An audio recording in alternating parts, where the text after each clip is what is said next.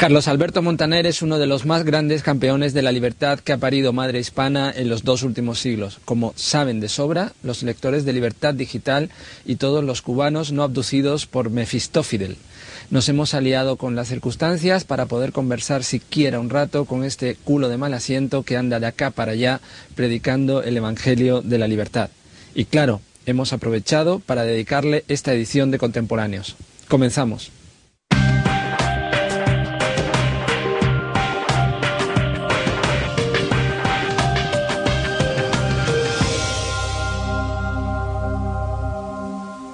Don Carlos Alberto, buenas noches, bienvenido a Contemporáneos.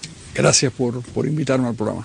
¿Cuánto queda para que los cubanos dejen de llamar mentirita al Cuba Libre? Yo creo que estamos en la última etapa. Lo que pasa es que hay que esperar al entierro de Fidel, a que empiecen unos cambios un poco más serios y eventualmente aquello terminará, pero el calendario específico es muy difícil de precisar. Por supuesto, no es una cosa inmediata ni a corto plazo, desgraciadamente. Siempre nuestros invitados les dedicamos una semblanza que elabora nuestro editor Mario Noya. Si le parece, vamos a ver la que le ha dedicado a usted. ¿Le parece? Pues cómo no. Como tantísimos cubanos, Carlos Alberto Montaner saludó la insurrección barbuda contra el dictador Fulgencio Batista. Pero como pocos, muy pocos de sus compatriotas, enseguida se dio cuenta de que Fidel y sus secuaces no eran sino una yunta de felones de la peor especie. ¿Qué le hizo ver en lo que es? ¿Qué diría Stendhal? ¿Cuándo se borró de la revolución? Cuando empiezo a ver las peores monstruosidades, los fusilamientos con juicios que eran repugnantes, condenar a 20 años de cárcel a un señor absolutamente inocente, y ahí es donde vino la ruptura. Básicamente mi primer enfrentamiento fue con el comunismo, fue la justicia o la injusticia del régimen. Y por supuesto el espectáculo del fusilamiento y de algo que a mí me repugnaba mucho, que era la gente gritando paredón y pidiendo la muerte de los demás. Cuba ha pasado, está pasando las de Caín desde que Barbatruco y sus sicarios se hicieron con el poder. Fue entonces, aquel 1 de enero de 1959, que se jodió aquella isla tan cercana, que aunque los más jóvenes no lo crean, un día fue conocida como la perla del Caribe. No, sostiene Montaner, las raíces del mal se implantaron bastante antes. Yo creo que empezó a desarticularse el país de alguna manera en los años 20 del siglo XX, con la idea revolucionaria, con la idea de que los problemas del país se iban a solucionar no mediante las instituciones y la democracia, sino mediante la llegada de un grupo de gente bien intencionada que iban a resolver los problemas de la sociedad, que es la idea clásica del revolucionario. Ahí fue donde el país se echó a perder y eso empezó a ocurrir desde los años 20. Nuestro contemporáneo vive en España desde hace casi 40 años. España es, digamos, su madre, y como tal la quiere y admira y respeta. Pero también, digamos, es su madrastra, una tipeja avinagrada que desprecia o ignora a su prole, cuando no la sacude a modo sin venir a cuento. Y entonces, cuando están, Montaner alza la voz, sin estridencias, y con toda la razón, se queja.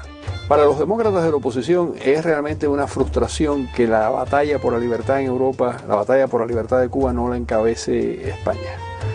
Y que algunos países de historia tan distante a Cuba, como Polonia, como la República Checa o como Hungría, sean los verdaderos defensores de los derechos humanos en la isla.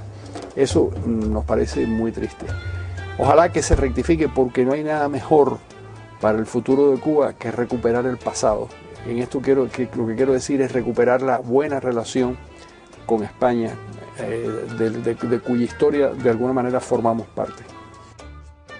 Carlos Alberto Montaner puede hablar de Cuba largo y tendido, hasta que el cuerpo aguante, pero también del resto de la América hispana, y de España, y de Estados Unidos, y de literatura, y de idiotas pluscuamperfectos, y siempre con provecho para quien le escuche, como podrán comprobar ustedes en esta edición de Contemporáneos que hemos tenido el honor de dedicarle. Muy bien, don Carlos. Otro de los ritos de paso de este programa es siempre someter a nuestros invitados a un cuestionario muy breve, muy directo, y le rogamos que se someta y que nos responda a las preguntas. Así es.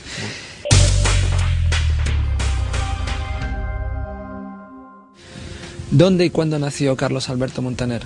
La Habana en 1943. ¿A qué se dedicaban sus padres? Mi padre era periodista, mi madre era maestra, profesora de un instituto. ¿Dónde realizó sus estudios de bachillerato? En el Instituto del Vedado en La Habana.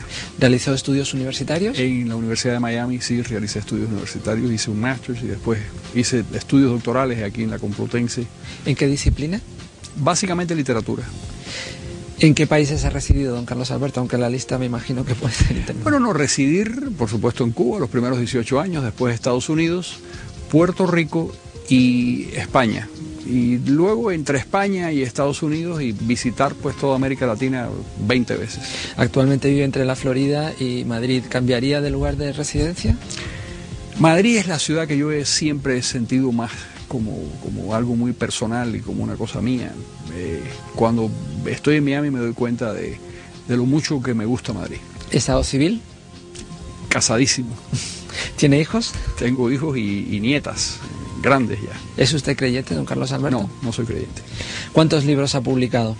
Unos 25. ¿Hay alguno del que se sienta especialmente orgulloso?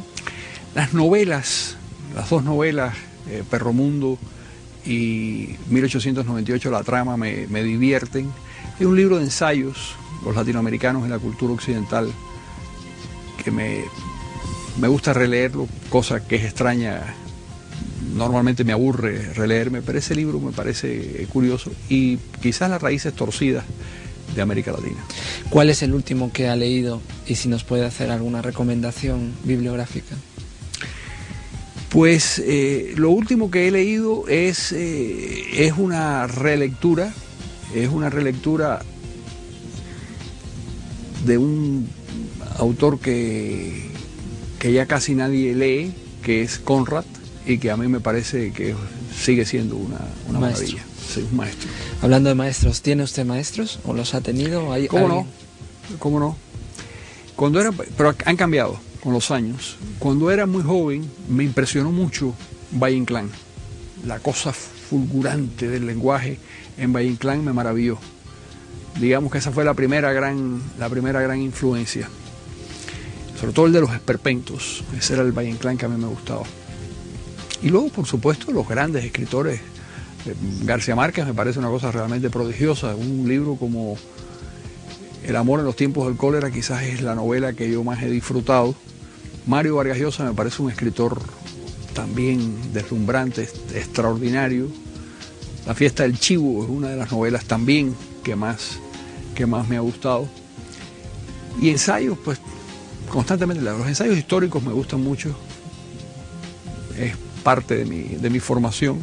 Tú me preguntabas hace un rato de lo que yo había estudiado. Realmente, por donde uno pasa a la universidad, por la que uno pasa, pues tiene una cierta importancia. Lo importante es lo que tú haces después, las lecturas a las que te asomas después, los libros que lees después. Y yo creo que en ese sentido siempre uno es un autodidacta. ¿Ha militado en algún partido? Bueno, no exactamente en un partido, aunque creé un partido político yo mismo, pero de joven simpaticé mucho con la Revolución Cubana, pero solo por unos meses, hasta que aquello se desvió hacia la dictadura comunista. Y ahí vino la ruptura, pero era prácticamente un adolescente. Luego ya no tuve oportunidad en el exilio de militar en ningún grupo, pero cuando vino la transición en España me acerqué mucho a los grupos liberales españoles y viví con mucha ilusión lo que fue el cambio hacia la democracia en España. Y más tarde, cuando cae el muro de Berlín y parecía que había una posibilidad a corto plazo de poder hacer cosas en Cuba, pues entonces creé un partido, la Unión Liberal Cubana, con el propósito de llevar a Cuba todas aquellas cosas que yo había aprendido en España, con el proceso de transición español, con las ideas liberales, con el descubrimiento de autores que eran desconocidos prácticamente por toda la generación a la que yo pertenezco y en general por la sociedad cubana. Autores como Hayek, por ejemplo, o como Mises, nadie los leía, o como Raymond Aron, o Jean-François Revel.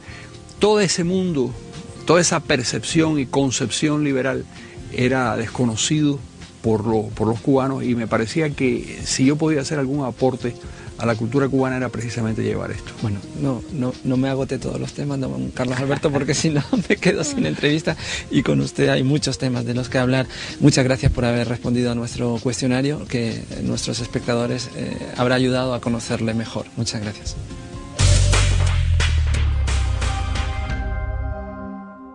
Don Carlos, Colombia